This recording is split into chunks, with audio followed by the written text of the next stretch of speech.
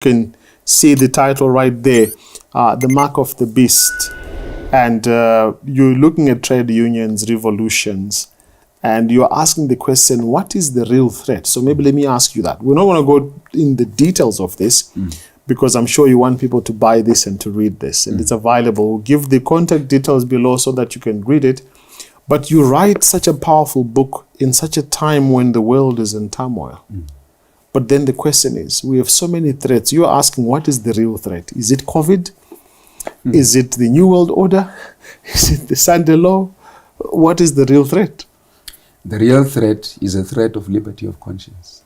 Liberty of conscience. That's where the threat is. Break that down for us. All right, I'll break it down. If you go to the book of Revelations, for example, chapter 13, the Bible speaks there about two beasts.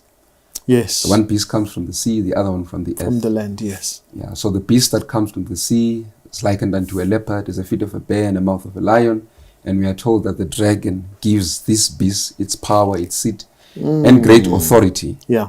And this beast rules for 1,260 years, also 42 months, same thing, time and dividing of times, the same.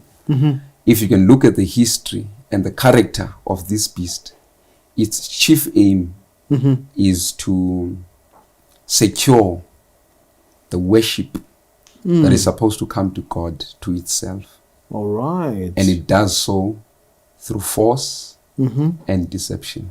Wow. Force, that's where the threat is to liberty of conscience. Okay. When people are deceived, at least they still, you are not violating their liberty of conscience. But when they are You're forced, just misleading them and they think they're in control. But when they are forced, it's literally taken away. taken away. So are you saying anything that's forced is from the beast? I would say so. It is from the beast. It is from the pit. Let me put it this way. It is from the bottomless pit. Including mandation of, I'm speaking as a health professional here. We have heard vaccines that are now being mandated. Can we, from your studying and writing, can we call that from the pit, bottomless pit? Yes. I'm putting you on the spot because these are real issues we're dealing with right now. We're not talking about vaccines, but we're talking about a principle. What is a threat? What is the real threat? Freedom of conscience. Freedom of conscience.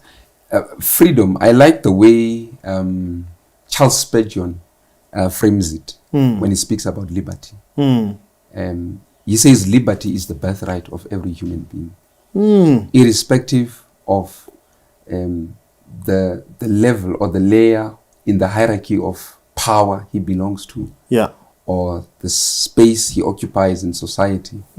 This person has this birthright called liberty, and it should never be taken away from that person. Yes. So with the mandatory vaccines, my view, and I believe it's a biblical view, people must be given the freedom to choose whether they want it or not. I mean, let's talk about it, Babalo.